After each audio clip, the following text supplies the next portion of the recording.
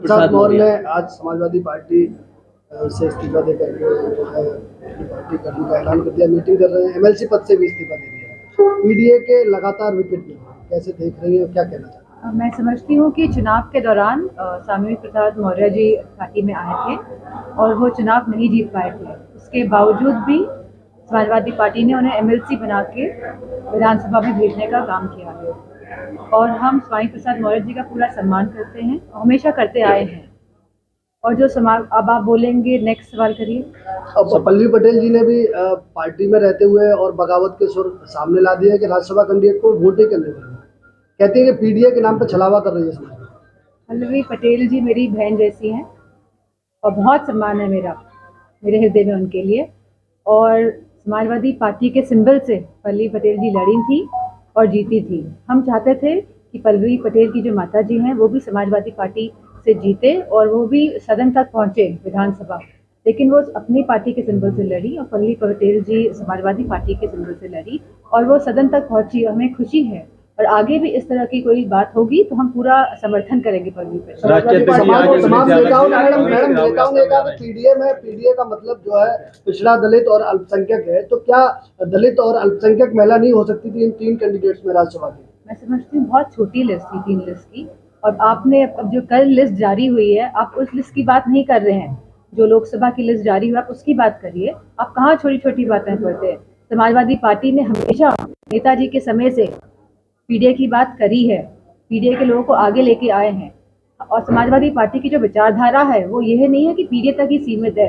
हम अगड़ों को भी साथ लेके चले हैं, गरीबों को भी, और जो भी शोषित वर्ग है उन सबको लेके आगे चलते आए हैं, पीछे भी और चलते रहेंगे। कांग्रेस से गठबंधन होने की लगातार वरिष्ठ नेता बात कर रहे हैं और अगर गठबंधन होता है तो आप सबको क्या यात्रा में शामिल होने वाले राष्ट्रीय? मैं तो मैनपुरी में हूँ क्योंकि ये क्षेत्र मेरा है और मुझे नहीं पता कि क्या डिसीजन हो रहा है लखनऊ में। आपके चुनाव की तैयारी कैसे चल रही है? 24 में आप भी कैंडिडेट हैं यहाँ से, आप क्या इस बार कर्तव्य? मैनपुरी के समस्त लोग जो है उन्होंने भरपूर प्यार दिया है, सम्मान दिया है। और मैं समझती हूँ जिस तरह पिछली बार लोकसभा सीट मैनपुरी ने समाजवादी की तो विचारधारा का समर्थन किया था, आने वाले समय में आप देखेंगे कि पिछले वोटों से भी बढ़ चढ़ के इस बार हम जीतेंगे। समाजवादी पार्टी की दूसरी लिस्ट जारी होगी प्रत्याशी की, लेकिन चर्चा का इस बार मुझे भी नाम नहीं है। वो समाजवादी पार्टी का मामला है, जल्दी आपको पता चल जाएगा कौन कहाँ से लड़ा। किसान आंदोलन में राकेश टिकैत भी टूट गए हैं, बता रहे हैं कि पहले से भी बड़ा आंदोलन होगा। विपक्षी यानी सत्ता पक्ष के लोग ये कह रहे हैं कि आप लोगों का षड्यंत्र के तहत ये किया जा रहा है। ऐसा कुछ नहीं है। हम सभी जानते हैं कि किसान पूरे जो हिंदुस्तान का परेशान है और इतनी बड़ी संख्या में अगर किसान निकल के बाहर आ रहे हैं और उसमें असलों का इस्तेमाल हो रहा है, रबर बुलेट्स का इस्तेमाल हो रहा है और इस तरह के सोनिक, हम लोग सुनने में आया है कि वेपन्स का भी इस्तेमाल किया जाएगा जिससे कि उनकी हियरिंग एड जा सकती है, मतलब सुनने की शक्ति और क्षमता जो हो सकती है उसको नुकसान पहुंच सकता है। मीडिया वालों को मैं देखा है कि वो बुलेट प्रूफ जैकेट्स, टोपी लगा के, हेलमेट लगा के वहाँ पहुंचे, लेकिन हमारा जो किसान है जो सरहदों में बैठा हुआ है दिल्ली के, वो बिना किसी इस तरह के यंत्र पहने बैठा हुआ लगातार घायल हो रहा है। तो मेरा मानना है कि सरकार को उनकी बात सुननी चाहिए। 2000 जब उत्तर प्रदेश में चुनाव हो रहे थे तब 3 कानून वापस लिए गए थे और यह सरकार ऐसी ही है, चुनाव के हिसाब से ही अपने फैसले करती आई है और करती रहेगी। पुलिस भर्ती भी जो निकाली है आज, तो आप जानते हैं उसमें भी कितनी धांधली हुई है, पेपर पहले से लीक हो गया है।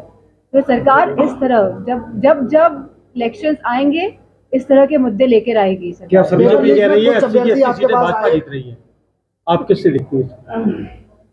भारतीय जनता पार्टी कह रही है कि लोकसभा सीटें, भारतीय जनता पार्टी को ये बात भी कहनी चाहिए कि हमने कितने युवाओं को रोजगार दिया है। हम अग्निवीर की क्या व्यवस्था लेके आए हैं युवाओं के लिए, हम किसानों के लिए क्या कर रहे हैं, हम खाद इतनी महंगी क्यों कर रहे हैं, हम खाद में चोरी क्यों कर रहे हैं, हम मवेशियों जो आवारा पशु हैं उनका समाधान क्यों नहीं ढूंढ पा रहे। तो मैं समझती हूँ बीजेपी के लोगों को ये बात भी कहनी चाहिए, इस बात को नहीं कहना चाहिए कि 80 में से 80 आए। पुलिस परीक्षा हुई थी, उसको लेकर कल आपको ज्ञापन भी दिया गया है व्हाट्सएप में और टेलीग्राम में। नहीं, अब ये तो उत्तर प्रदेश की सरकार डिसाइड करेगी कि इसमें उसको एक कमेटी बना के इसकी जांच करानी चाहिए, क्योंकि ये अन्याय होगा हमारे युवाओं के साथ अगर पेपर लीक हुआ है उसके बावजूद भी इस तरह की भर्ती आगे बढ़ती है। लड़ने का ऐलान किया है। कितना बड़ा नुकसान कर सकती है समाजवादी पार्टी को, क्योंकि अब पीडीए के तहत चुनाव में जा रहे हैं, उसमें दलित भी है और दलित मैं की बहुत। बसपा के बारे में मैं नहीं बोल सकती।